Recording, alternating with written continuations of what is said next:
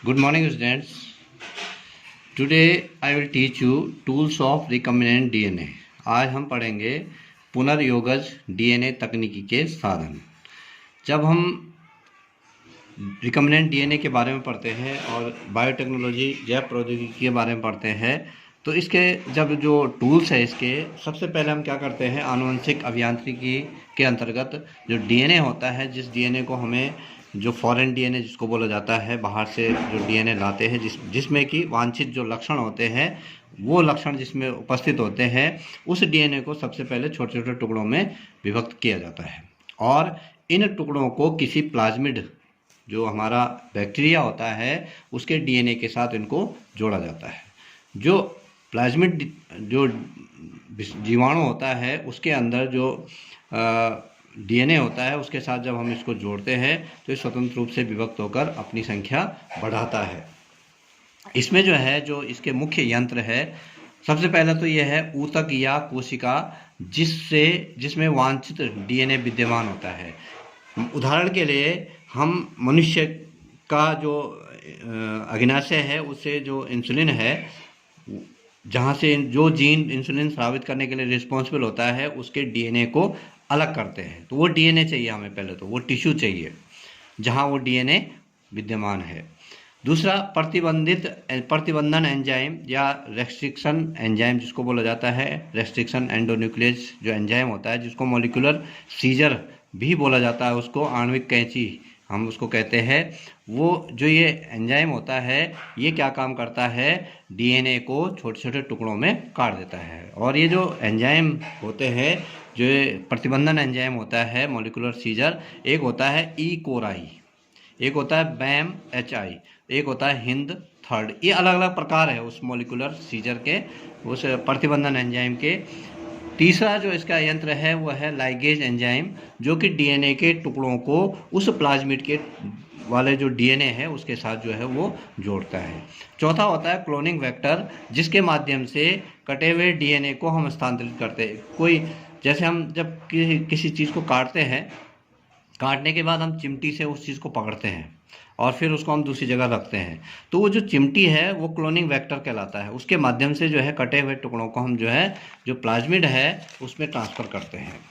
अब इसमें जो है जीन क्लोनिंग क्या होती है, जीन क्लोनिंग जो उसकी विधियां हैं रिकम्बिनेंट डीएनए के अंतर्गत ये आता है। सबसे पहला है जीन प्राप्त करने की तैयारी, जहाँ से हमें जीन प्राप्त करनी है। वांछित पौधा है कोई या वांछित जंतु है, उसके डीएनए को विभिन्न विधियों द्वारा जो है अलग किया जाता है पहले उसके, और उसके बाद रेस्ट्रिक्शन एंडोन्यूक्लियस जो एंजाइम होता है उसका चुनाव किया जाता है कि कौन सा एंडोन्यूक्लियस रेस्ट्रिक्शन एंजाइम है जो कि इस विशेष प्रकार के डीएनए को टुकड़ों में काट सकता है। तो उसके बाद हम जो है इस एंजाइम की मदद से उस डीएनए को छोटे छोटे टुकड़ों में काटेंगे। उसके बाद हम उसको वेक्टर में प्रवेश करवाएंगे, जिसके द्वारा हम जो है उसको जो है जो हमारा प्लाज्मिड है उसके अंदर डालेंगे। उसके द्वारा वो जो है प्लाज्मिड के अंदर जो है पहले प्लाज्मिड को भी काटा जाता है, इसी प्रतिबंधन एंजाइम से जो है प्लाज्मिड को भी काटा जाता है, क्योंकि जितना टुकड़ा हमें जोड़ना है वहाँ पर उतना टुकड़ा पहले प्लाज्मिड के डीएनए का काटना पड़ेगा और तब उतना ही टुकड़ा जो है जो बाहर का डीएनए है उसका टुकड़ा उसके साथ हमें जोड़ना होगा। इसके बाद जो ये प्रतिबंधन एंजाइम है, ये प्रतिबंधन एंजाइम जो है इसके जो शुरुआत हुई थी 1963 ईस्वी में, जो है जो दो एंजाइम पृथक किए गए थे।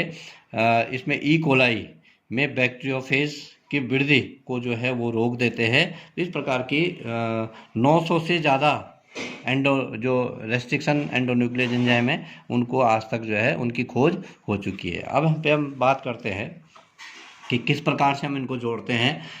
उदाहरण के लिए ये एक डीएनए है, ये डीएनए है, ये बाहरी डीएनए है, ठीक है। हमने बाहरी डीएनए को लेना है और इसमें जो है प्रतिबंधन एंजाइम जो है दोनों जो हेलिक्स है इसके उसके ऊपर प्रतिबंधन एंजाइम डाल देना है। प्रतिबंधन एंजाइम क्या करता है, इसको काटता है, यहाँ से इसको जो है इस प्रकार से अलग कर देता है, नीचे वाले को ऊपर वाले को अलग, इसको जो है ऊपर को कर देता है और इसको नीचे को कर देता है, दोनों को अलग अलग जो है कर देता है। इसका जो कोडिंग होता है ये जैसे G के साथ C, A के साथ T, इस प्रकार से ये पूरा जो न्यूक्लियोटाइड है वो अलग हो जाता है। उसके बाद जो हम उसको जब फ़ौरन उससे चिपकवाते हैं, जैसे इसका ये वाला पार्ट यहाँ अलग हो गया, इसका ये वाला पार्ट बाहरी डीएनए का ये अलग वाला पार्ट, और ये जो है इसका, तो जो जिसके साथ ये संवाहक डीएनए है, जिसके द्वारा हम उसको जोड़ते हैं, जिसमें हम उसको जोड़ते हैं, उसको संवाहक डीएनए बोला जाता है। ये प्लाज्मिड का डीएनए और ये उसका डीएनए है। तो हमने क्या करना है, इसका जो ये वाला भाग है, ये इसका चिपचिपा छोर बोला जाता है इसको, और इसका ये चिपचिपा छोर है, जो कि एक दूसरे के साथ जब हम बाद में तो जोड़ने का काम करते हैं, तो इसमें इको R1 जो है, ये प्रतिबंधन एंजाइम जो है यहाँ पे इस्तेमाल किया जाता है। अब हमने क्या करना है, इन दोनों को जोड़ना है, इसको उठाना है और इसके साथ लगा देना है, या इसको उठा के इसके साथ जोड़ देना है। तो ये जो प्रतिबंधन एंजाइम होता है, ये उसी क्रम में इसको भी काटेगा बाहरी डीएनए को, और उसी क्रम में ये प्लाज्मिड को भी काटता है, जिस क्रम में ये बाहरी डीएनए को काटता है। उसके बाद ये इसके साथ जो है इस प्रकार से चिपक जाता है, जी के साथ सी, टी के साथ ए, टी के साथ ए के साथ टी, ए के साथ टी, इस प्रकार से उसी क्रम में जो है ये जुड़ जाते हैं।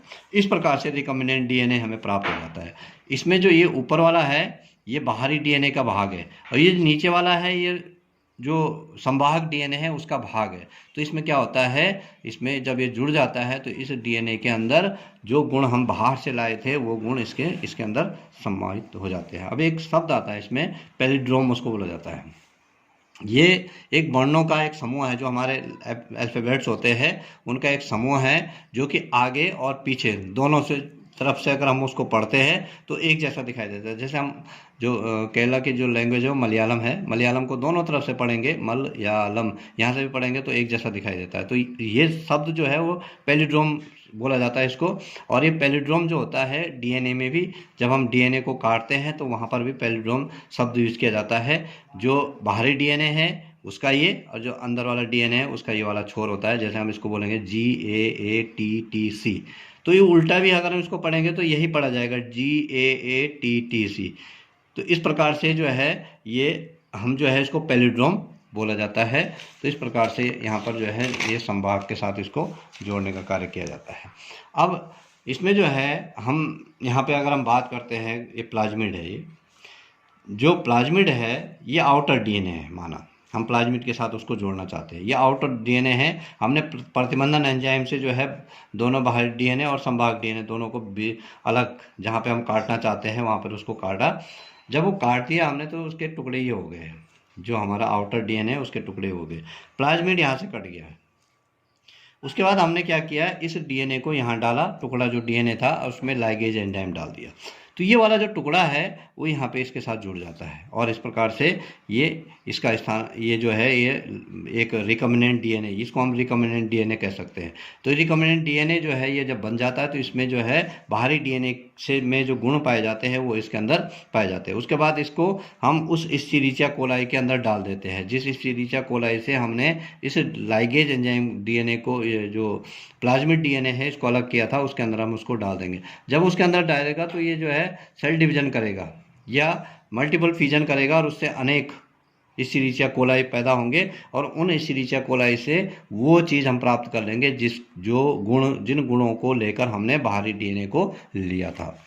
इस प्रकार से प्रतिबंधन एंजाइम जो होते हैं उनमें उसको जो है दो वर्गों में बांटा जाता है, दो क्लास होती है उसकी। एक वर्ग 1, क्लास 1 उसको बोला जाता है। ये एंजाइम डीएनए को विशिष्ट स्थानों पर काटने में असमर्थ होते हैं, ये अलग अलग स्थानों पर उसको जो है नहीं काट सकते, किंतु डीएनए में न्यूक्लियोटाइड के क्रमों की पहचान करते हैं कि कहाँ से उसको काटना है। दो क्लास है, एक फर्स्ट क्लास जो है वो ये काम करता है, प्रतिबंधन एंडोन्यूक्लियस जो एंजाइम होता है कि वो डीएनए के अंदर उन न्यूक्लियोटाइड के क्रमों की पहचान आइडेंटिफाई करता है उनको, जहाँ से हमने उसको काटना है। दूसरा जो क्लास है इसका, वो जो ये एंजाइम होते हैं वो डीएनए के न्यूक्लियोटाइड को पहचान कर डीएनए को विशेष स्थानों पर काटने का कार्य करते हैं। तो इस प्रकार से हम जो है इसको करते हैं। अब आता है डीएनए खंड का पृथक्करण एवं विलगन, उसको हम कैसे उससे अलग करते हैं। तो प्रतिबंधन जो एंडोन्यूक्लियस एंजाइम होता है वो डीएनए को काटने, जब उन डीएनए को अलग कर देता है तो उसके जब खंडन हो जाता है तो इन खंडों को हम जो है एक तकनीकी द्वारा अलग कर सकते हैं। और वो जो तकनीकी होती है, जब वो डीएनए को अलग अलग टुकड़ों में काट देता है एंडोन्यूक्लियस एंजाइम, तो उसके लिए जो है जो तकनीकी होती है उसको जल विद्युत का संचलन उसको बोला जाता है, इलेक्ट्रोफोरेसिस उसको बोलते हैं। और क्योंकि इसमें जो है डीएनए खंड जो है, जो डीएनए का खंड होता है वो नेगेटिव, उस पर चार्ज होता है, नेगेटिव ऋणात्मक आवेशित अणु होते हैं, इसलिए इन्हें विद्युत क्षेत्र में जो है माध्यम या आधात्री द्वारा जो है एनोड की तरफ बलपूर्वक भेजकर जो है अलग कर सकते हैं।